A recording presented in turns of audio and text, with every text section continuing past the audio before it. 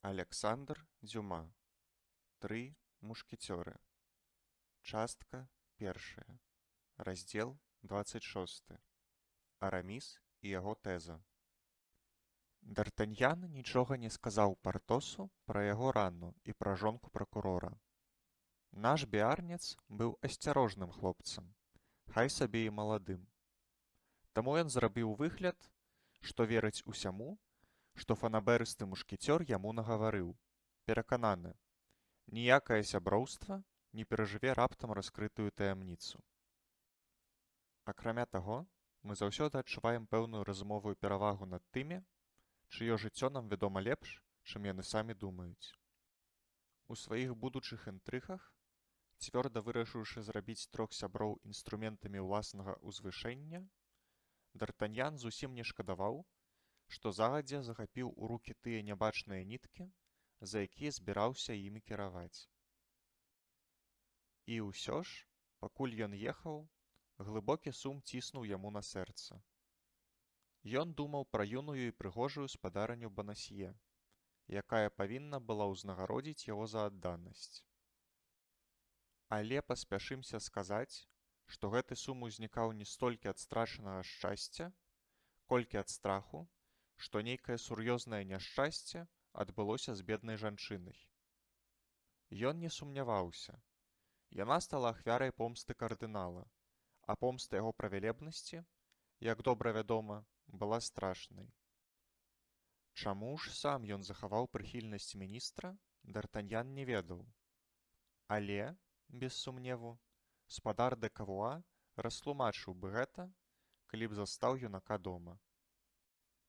Нішто не паскарае нас так моцна і не скарачае дарогу так адчувальна, як думка, што цалкам паглынае ўсе здольнасці розуму таго, хто думае. Знешняе існаванне становіцца падобным да сну, змесцівам якога з'яўляецца гэтая думка. Пад яе ўладай час перастае мець меру, а прастора адлегласць. Ад'язджаеш з аднаго месца і прыязджаеш у другое, і ўсё тут. Пра тое, што паміж імі, у памяці застаецца толькі смугань, дзе губляюцца тысячы невыразных вобразаў, дрэў, гор і краявідаў. У гэтым стане зачаравання Д'Артаньян праехаў, на якой хуткасці б не пажадаў яго конь, 6 ці 8 лье, што аддзялялі Шантыі ад Крэвекёра, і, даехаўшы да вёскі, не змог успомніць ніводнай падзеі, ніводнай істоты, якую сустрэў па дарозе. Толькі тут памяць вярнулася да яго. Ён уздрыгнуў, убачыў карчму, у якой пакінуў Араміса, і, прыскорыўшы каня, хутка пад'ехаў да дзвярэй. Гэтым разам яго сустрэў не гаспадар, а гаспадыня. Д'Артаньян быў фізіянамістам. Аднаго позірку яму хапіла, каб убачыць поўнае, вясёлае аблічча гаспадарыні дому і адразу зразумець, што няма патрэбы ні прыхоўваць праўду, ні асцерагацца чалавека з такой жывой, дабразычлівай мімікай. «Добрая мая спадарня?» – запытаўся Д'Артаньян. «Ці не скажаце вы мне, што сталася з адным з маім сябрам, якога мы былі вымушаны пакінуць тут каля 10 дзён таму?» Прыгожы малады чалавек, гады 23 ці 24, лагодны, мілы і добра складзены? Гэта ён, калі акрамя гэтага ён паранены ў плячо. Так, ён. Дык вось, пане, ён яшчэ тут. Ах, д'ябал, моя дарагая спадарыня, сказаў Д'Артаньян, злазячы з каня і аддаючы повад планшэ. Вы вяртаеце мяне да жыцця. Дзе ж гэты дарагі Араміс? Дайце абняць яго, я не магу дачакацца сустрэчы. Даруйце, пане, але я сумняваюся, што ён зможа вас прыняць у гэты момант. Чаму? У яго што, нейкая пані? Божа мілы, што вы маеце на ўвазе? Бедны хлопец. Не, спадар, ніякай пані ў яго няма. А з кім ён тады? З пробашчам з Мондзідзье і настаяцелем езуітаў з Амьена. Божухна! Закрычаў Д'Артаньян. Дык што, яму горш? Не, пане, зусім не. Але пасля хваробы на яго сышла ласка Божая, і ён вырашыў прыняць сан. Вось яно што, сказаў Д'Артаньян. Я і забыўся, што ён толькі часова быў мушкецёрам. Пан усё яшчэ настойвае, што хоча яго бачыць? Больш, чым калі-небудзь. Дык пану трэба толькі падняцца па правых сходах у двары і пастукаць у 5-ты пакой, на другім паверсе. Д'Артаньян шпарка пайшоў у паказаным напрамку і знайшоў тую самую лесвіцу, які яшчэ і цяпер можна пабачыць у дварах нашых старых корчмаў. Але трапіць да месца знаходжання будучага абата было не так лёгка. Падступы да пакоя Араміса ахоўваліся не горш, чым сады Арміды. Базен стаяў у калідоры і загараджваў шлях з такой адвагай, нібы пасля многіх гадоў чакання ён нарэшце наблізіўся да мэты, пра якую заўсёды марыў. Сапраўды, марай беднага Базена заўсёды было служыць духоўнай асобе.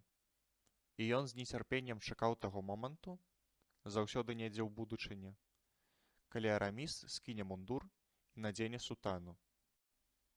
Штодзённыя абяцанні маладога чалавека, што гэтая хвіліна ўжо недалёка, адны толькі і ўтрымлівалі Базена ў службе ў мушкецёра. Службе, у якой, як ён казаў, ягоная душа штодня знаходзілася пад пагрозай. Базен быў цяпер на вяршыні радасці. Найверагодней, гэтым разам ягоны пан не адмовіцца ад намеру. Спалучэнне фізічнай пакуты з душэўным неспакоем зрабіла нарэшце той уплыў, якога так доўга жадаў слуга. Араміс, які цярпеў і целам, і духам, урэшце скіраваў позірк і думкі да рэлігіі і прыняў двайную бяду, што здарылася з ім, раптоўнае знікненне ягонай каханай і рану ў плячо, як нябеснае папярэджанне. Лёгка зразумець, што пры такім настроі ягонага пана прыбыццё Д'Артаньяна не магло быць для Базена нічым іншым, як вялікай непрыемнасцю. Візіт сябра мог зноў укінуць Араміса ў вір свецкіх спраў, які так доўга захопліваў яго. Таму Базен вырашыў адважна абараняць дзверы. І, паколькі дзякуючы здрадлівай гаспадыні ён не мог сказаць, што Араміса няма, то імкнуўся пераканаць госця, што было б найвышэйшай неасцярожнасцю перарываць пабожную размову, якая пачалася яшчэ зранку і, як запэўніваў Базен, не скончыцца да ночы. Але Д'Артаньяна мала цікавіла красамоўства спадара Базена. І, не маючы ані найменшага жадання весці палеміку са слугой сябра, ён проста адсунуў яго адным рухам рукі і другой павярнуў клямку дзвярэй пакоя нумар 5. Дзверы адчыніліся, і Д'Артаньян увайшоў.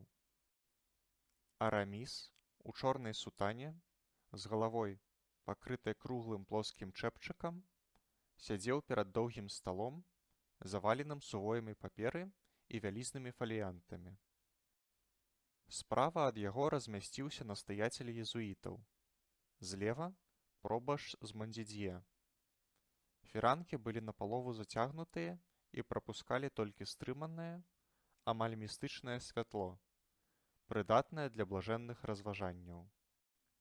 Усе свецкія рэчы, якія звычайна кідаюцца ў вочы ў пакоі маладога чалавека, асабліва калі гэты малады чалавек – мушкецёр, зніклі бы па чараўніцтве. І, несумненна, каб іх выгляд не вяртаў гаспадара да зямных думак, Базен прыбраў шпагу, пісталеты, капялюш з пяром, вышыўкі і карункі ўсіх відаў. Замест гэтага Д'Артаньян, здаецца, заўважыў у змрочным кутку дысцыплінарны паясок, падвешаны на цвіку. На шум, зроблены ім пры ўваходзе, Араміс падняў галаву і ўбачыў сябра. Але, на вялікае здзіўленне Д'Артаньяна, яго з'яўленне зрабіла на мушкецёра надзвычай слабае ўражанне. Розум Араміса быў так адарваны ад зямнога. «Добрый дзень, дарагі Д'Артаньян», — сказаў Араміс. «Павер, я рады цябе бачыць». «І я вельмі рады цябе бачыць», — адказаў Д'Артаньян. «Хоць не ўпэўнены, што размаўляю цяпер менавіта з Арамісам». «З ім самым, мой сябра, з ім самым», Але што прымушае цябе сумнявацца? Я ўжо баяўся, што памыліўся пакоем і трапіў у келью нейкага святара. А потым, калі ўбачыў цябе ў кампаніі гэтых людзей, падумаў, што ты цяжка хворы. Два чалавекі ў чорным, якія здагадаліся аб сэнсе слоў д'Артаньяна, кінулі на яго позірк, які можна было б палічыць пагрозлівым. Але д'Артаньян не звярнуў на гэта ўвагі. «Я, можа, перашкаджаю табе, мой дарагі Араміс?» – працягваў ён. «Бо з усяго, што я бачу, мне здаецца, што ты спавядаешся перад імі». Араміс ледзь прыкметна пачырванеў. «Перашкаджаеш?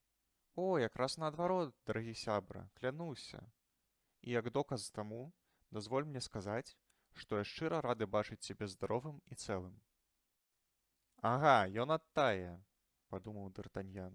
«Нядрэнна». «Гэты спадар, мой сябар, толькі што ўцёк ад вялікай небяспекі», – працягваў Араміс набожным тонам, паказваючы рукой на д'Артаньяна і звяртаючыся да двух духоўных асобаў. «Падзякуйце Богу, спадар», – адказалі яны, пакланіўшыся разам. «Я не забыўся зрабіць гэта», – адказаў малады чалавек, вяртаючы ім паклон. «Ты прыйшоў вельмі дарэчна, дарагі д'Артаньян», – сказаў Араміс. «Калі далучышся да нашай дыскусіі, дык, можа, дапаможаш нам тваім розумам. Спадар рэктар Амьена, спадар пробашч Мандзізье і я абмяркоўваем некаторыя багаслоўскія пытанні, якія нас вельмі цікавяць. Я быў бы ў захапленні пачуць і тваю думку». «Меркаванне фехтавальніка мае вельмі малую вагу», – адказаў д'Артаньян, якога ўжо пачыналі непакоіць такія павароты размовы.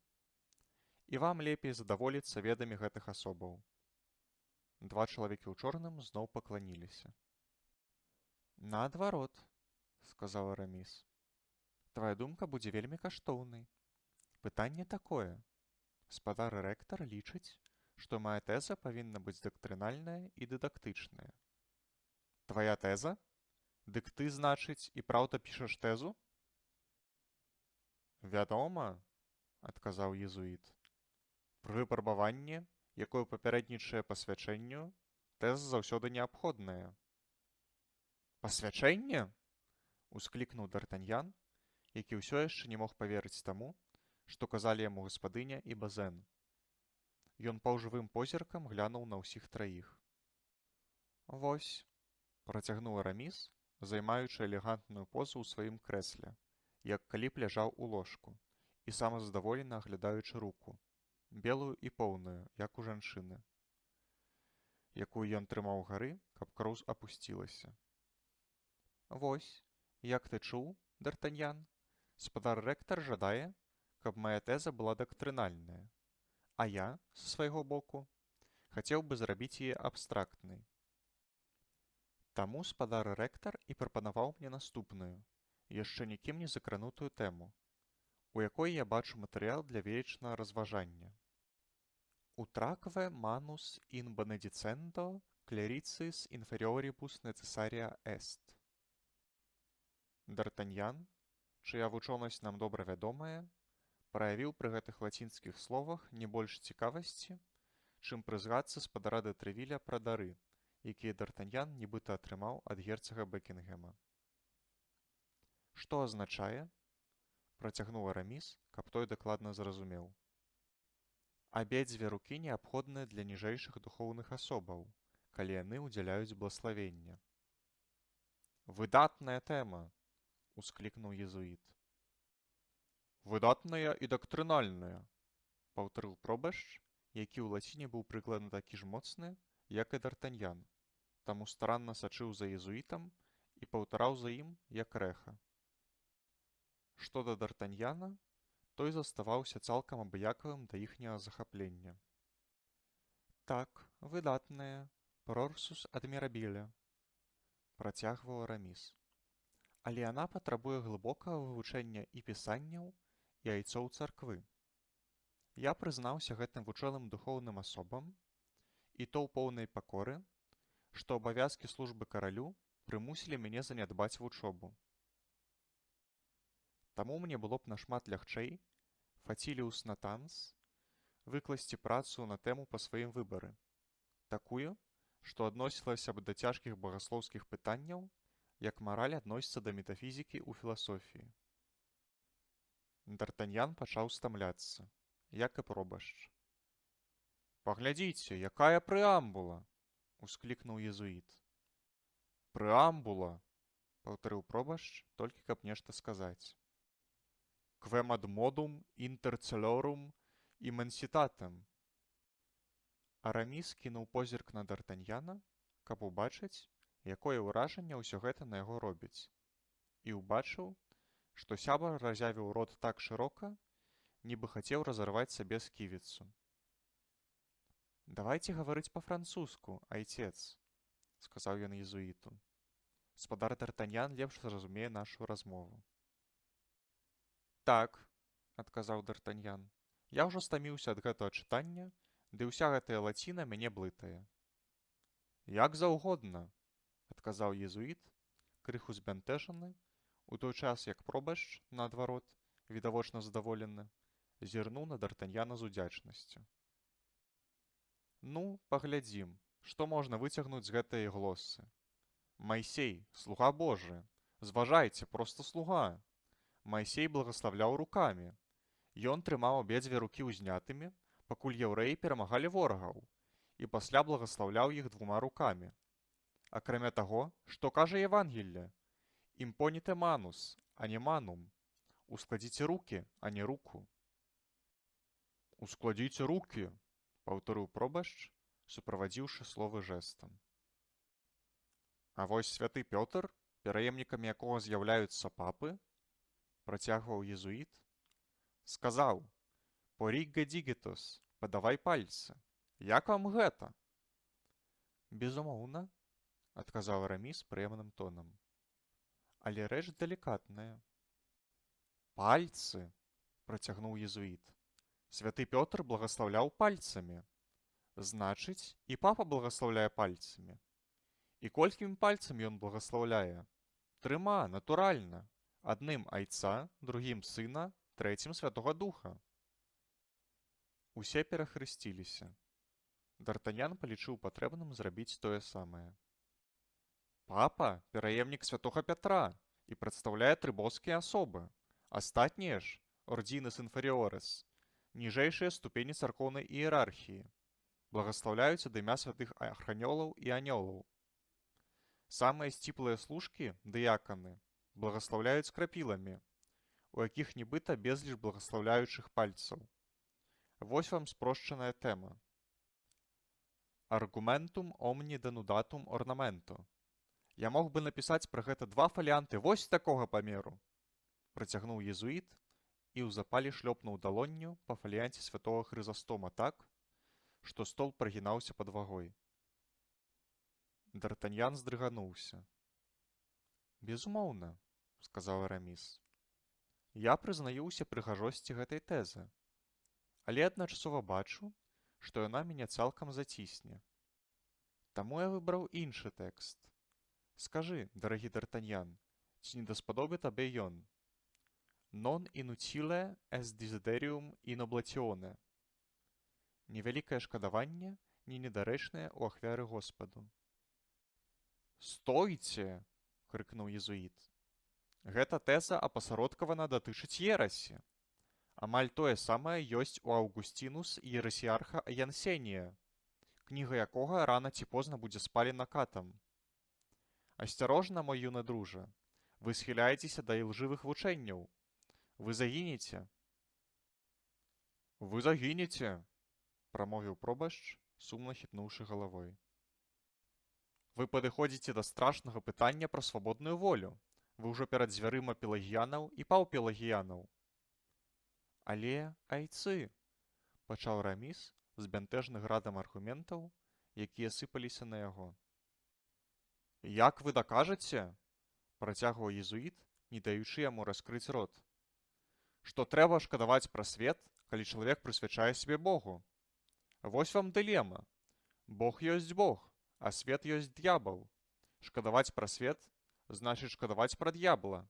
Гэта мой вывад». І мой таксама, дадаў пробашч. Але дзеля неба, паспрабаваў пачаць Араміс. Десятай раз д'яболум, няшчасны, закрычаў езуіт. Ён шкадуе пра д'ябла. Ах, мой юны дружа, дадаў пробашч, застагнаўшы. Не шкадуйце пра д'ябла, малю вас. Д'Артаньян адчуў поўную разгубленасць. Яму здавалася, што ён трапіў у вар'ятню і сам пачынае вар'яцець разам з тымі, хто быў перад ім.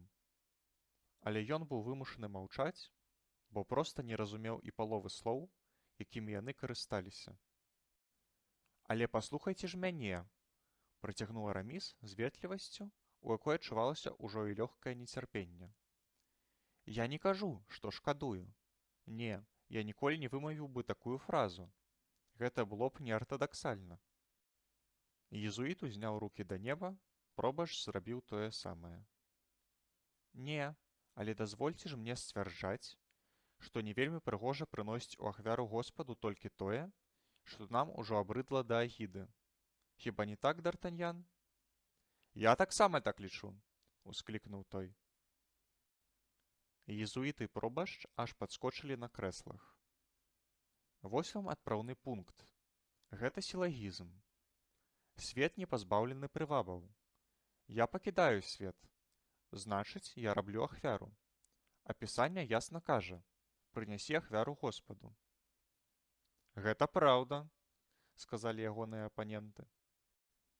І потым, працягваў Араміс, шчыпаючы сабе вуха, каб зрабіць яго чырвоным і ціручы рукі, каб яны выглядалі белымі. Летась я склаў па гэтай тэме адзін ронда, паказаў яго спадару Вуацюру, і гэты вялікі чалавек сказаў мне 1000 кампліментаў. Ронда, пагардліва сказаў езуіт. Ронда, механічна паўтарыў пробашч. Прачытайце нам яго, закрычаў Д'Артаньян. Хоць трошкі разнастайнасці. Не надта ўжо і разнастайнасці, бо верш рэлігійны, адказаў Араміс. Гэта тэалогія ў вершах. Д'ябаў, прабурчаў Д'Артаньян. Вось ён, сказаў Араміс з выглядам нясмеласці, у якой, аднак, адчувалася крывадушша.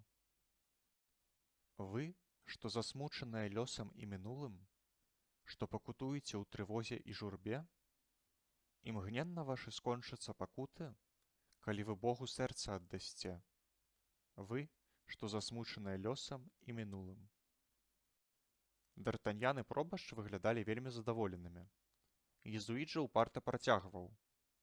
Сцеражыцеся зайздроснага смаку ў багаслоўскім стылі. Што кажа на гэты конт Аўгустын? Сверус сит клерикорум вербо. Так, казанне павінна быць строгім, заўважыў пробашч. Акрамя таго, хутка перабіў яго езуіт, зразумеўшы, што памочнік адбіваецца ў бок.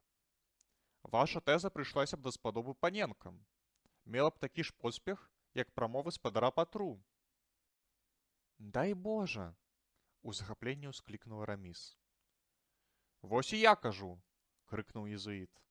Свет усё яшчэ гаворыць у вас гучным голасам. Альціссіма воце. Вы ідзяце за светам, мой юны дружа, і я баюся, што ласка Божая можа аказацца недастаткова моцнай. Будьце спакойны, айцец, я ручаюся за сябе. Мірская саманадзейнасць. Я ведаю сябе, айцец, маё рашэнне нязменнае. Значыць, вы настойваеце на гэтай тэзе? Я адчуваю, што пакліканы зрабіць менавіта яе і ніякую іншую. Я падумаю пра яе працяг і заўтра спадзяюся задаволіць вас выпраўленнямі, якія зраблю, скарыстаўшыся вашымі парадамі. Працуйце не паспяшаючыся, сказаў пробашч. Мы пакідаем вас у выдатным настроі духа. Так, поле добра засеянае, дадаў езуіт, і мы можам не баяцца, што частка зерня ўпала на камень, частка на дарогу, а рэшту птушкі нябесныя з'елі. Авас цээлі камандэрунт ілам. Каб вас дрыгва забрала з вашай лацінай, прабурчаў Д'Артаньян, які адчуў, што яго цярпенню прыходзіць канец. «Бывайце, сыне», — сказаў пробашч. «Да заўтра». «Да заўтра, безразважны юнак», — сказаў езуіт. «Вы абяцаеце стаць святлом царквы. Каб толькі гэта святло не аказалася пажарным полымем». Д'Артаньян, які ўжо гадзіну грыз сабе пазногці ад нецярплівасці, перайшоў ужо да пальцаў. Два чалавекі ў чорным падняліся, пакланіліся Арамісу і Д'Артаньяну і накіраваліся да дзвярэй. Базен, што стаяў і слухаў гэтую дыскусію з пабожным захапленнем, кінуўся да іх, узяў бравіяр пробашча і місал езуіта і ўважліва пайшоў наперадзе, расчысціўшы ім шлях. Араміс правёў іх да падножжа лесвіцы і адразу ж вярнуўся да Д'Артаньяна, чые пачуцці ўсё яшчэ былі ў стане поўнай разгубленасці. Калі яны засталіся сам-насам, сябры спачатку збянтэжана маўчалі. Але маўчанне трэба было парушыць, і паколькі Д'Артаньян, відавочна, пакідаў гэты гонар Арамісу, той сказаў: «Ты бачыш, я вярнуўся да сваіх першапачатковых думак. Так, боская ласка закранула цябе, як казаў той пан хвіліну таму. О, гэтыя планы адыходу ад свету былі мною складзены даўно. Ты не раз чуў, як я пра гэта гаварыў. Ці ж не так, сябара? Чуў, але, прызнаюся, я заўсёды думаў, што ты жартуеш». «З такімі рэчамі жартаваць? О, Д'Артаньян! Д'ябал! Дык са смерці людзям таксама здараецца жартаваць. І марна, Д'Артаньян, бо смерць — гэта дзверы, якія вядуць або да згубы, або да збаўлення». «Згодны. Але, калі ласка, давай не будзем тэолагамі, Араміс. Табе хопіць на сёння. А я прызнаюся, тыя крыхты, што я ведаў з лаціны, я ўжо амаль забыўся. Ды і скажу табе шчыра, я з 10 гадзіны нічога не еў і галодны да д'ябла». «Мы зараз жа паабедаем, сябра. Толькі памятай, што сёння пятніца, а ў такі дзень я не магу не есці мяса, не глядзець, як яго ядуць. Калі цябе задаволіць мой абед, гэта прыгатаваныя тэтрагоны і садавіна». «А што гэта за тэтрагоны?» — з трывогай спытаў Д'Артаньян. «Гэта шпінат», — адказаў Араміс. «Але дзеля цябе я дадам яек. А гэта, вядома, сур'ёзнае парушэнне правіла, бо яйкі — гэта мяса, бо яны нараджаюць курэй». «Не надта багата, але нічога, пацярплю дзеля таго, каб пабыць з табой». «Я ўдзячны за такую ахвяру», — сказаў Араміс. «Калі тваё цела не вельмі нажывіцца, дык душа дакладна». «Дык, Араміс, ты канчаткова ідзеш у царкву? Што ж скажуць нашыя двое сяброў? Што скажа спадар дэ Трэвіль? Яны ж будуць лічыць цябе дэзерцірам, папярэджваю». «Я не іду ў царкву, я вяртаюся ў яе. Я пакінуў царкву дзеля свету, да чаго, сам разумееш, я прымусіў сябе, калі зрабіўся мушкецёрам». «Я нічога не разумею. Ты не ведаеш, што я пакінуў семінарыю?» «Зусім не ведаў». «Дык вось, паслухай мяне. Тым болей, што пісанне скажа: спавядайцеся адзін аднаму. І я спавядаюся табе, Д'Артаньян. А я загадзя даю табе адпушчэнне. Бачыш, я добры чалавек». «Не жартуй са святых рэчаў, сябра». «Добра ўжо, працягвай, я слухаю». «Я быў у семінарыі з 9 гадоў.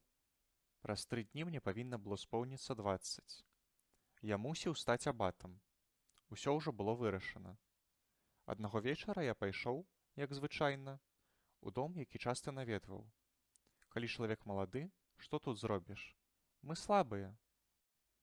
Афіцэр, які бачыў мяне раней і зайздросціў, я чытаў гаспадыні жыцці святых, увайшоў раптоўна, без апавяшчэння.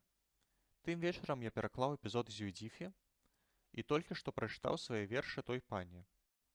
Яна ўсімі спосабамі хваліла мяне і, абапёршыся мне на плячо, чытала разам са мною другі раз. Гэтая поза, мушу прызнацца, даволі вольная, моцна пакрыўдзіла таго афіцэра. Ён не сказаў нічога, але калі я выйшаў, ён пайшоў следам і хутка дагнаў мяне. «Спадар Абат», — сказаў ён, — «вы любіце розгі?» «Не магу адказаць, спадар», — адказаў я. «Ніхто ніколі не асмеліўся мяне імі частаваць». «Дык вось слухайце, спадар Абат, калі вы яшчэ раз адважыцеся зайсці ў дом, у якім я бачыў вас сёння вечарам, я сам асмелюся гэта зрабіць». Прызнаюся, я, мусіць, спалохаўся. Я зусім збялеў. Ногі падломліваліся. Я хацеў адказаць, але слоў не знаходзіў і маўчаў. Афіцэр чакаў адказу і, убачыўшы, што яго няма, засмяяўся, павярнуўся на абцасах і вярнуўся ў дом. А я назад у семінарыю. Я нарадзіўся шляхціцам, і кроў у мяне гарачая, як ты, мой дарагі Д'Артаньян, мусіш заўважыць. Абраза была жахлівая, і хоць ніхто ў свеце пра яе не ведаў, я насіў яе ў сабе, яна гніла ў самым сэрцы. Я паведаміў начальству, што не лічу сябе дастаткова падрыхтаваным да пасвячэння, і на маю просьбу цырымонію адклалі на год. Я знайшоў найлепшага фехтавальніка ў Парыжы, дамовіўся з ім пра штодзённыя ўрокі і цэлы год займаўся штодзень. Потым, у гадавіну таго дня, калі мяне зняважылі, я павесіў сутану на кручок, апрануў вопратку шляхціца і пайшоў на баль, дадзены маёй знаёмай пані, куды я, як ведаў, таксама быў запрошаны і той афіцэр. Гэта было на вуліцы Фран-Буржуа, паблізу ля Форс. Як я і чакаў, той афіцэр быў там. Я падышоў да яго акурат у той момант, калі ён спяваў любоўную песню і пяшчотна глядзеў на адну паненку, і перапыніў яго роўна на сярэдзіне другога куплета.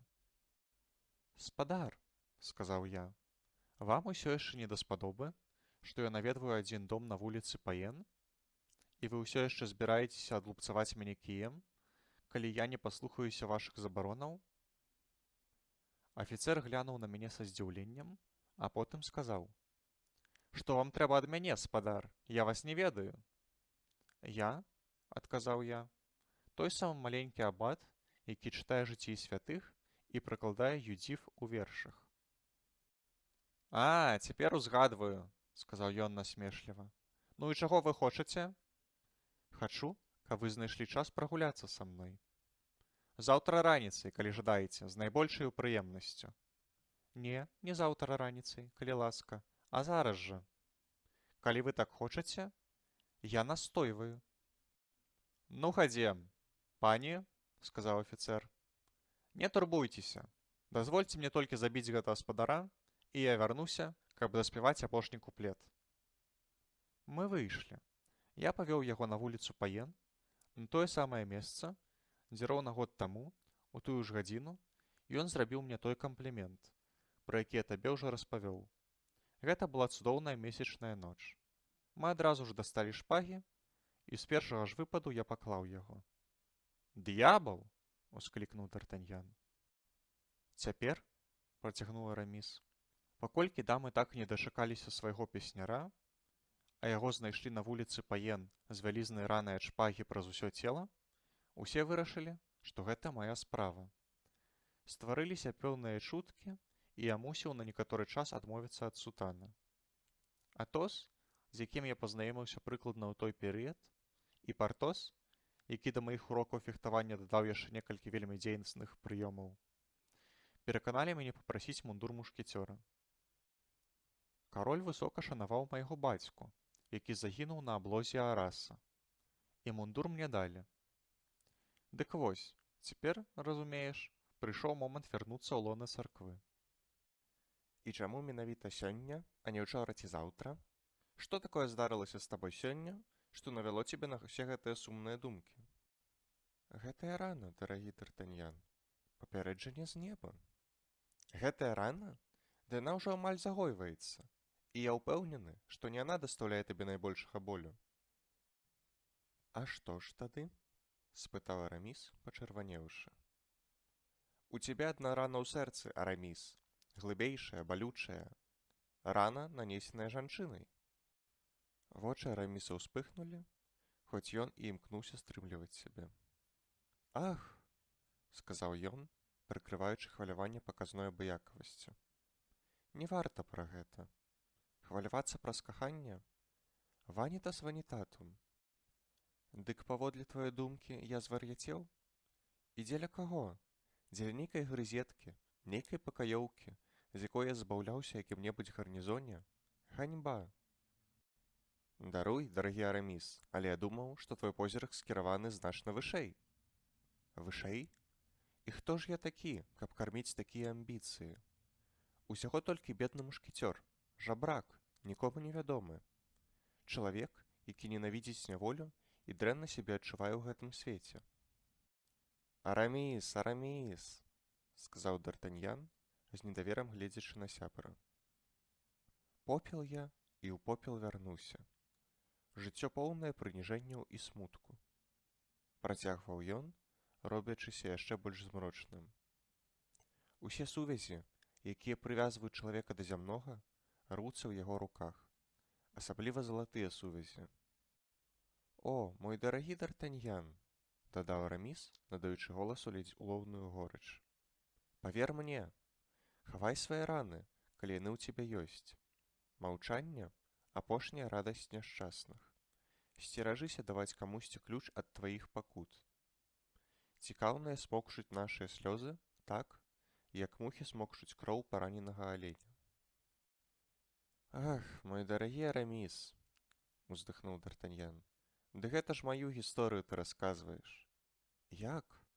Так, жанчына, якую я кахаю, толькі што была сілай вырвана ад мяне. Я не ведаю, дзе яна і куды яе павезлі. Яна, магчыма, у зняволенні. Магчыма, ужо мёртвая. Так, але ў цябе ёсць хаця б гэтая радасць. Ты можаш сказаць сабе, што яна не пакінула цябе добраахвотна, што калі ты не атрымліваеш ад яе навін, дык таму, што сумесь паміж вамі забаронена. А я? Ну?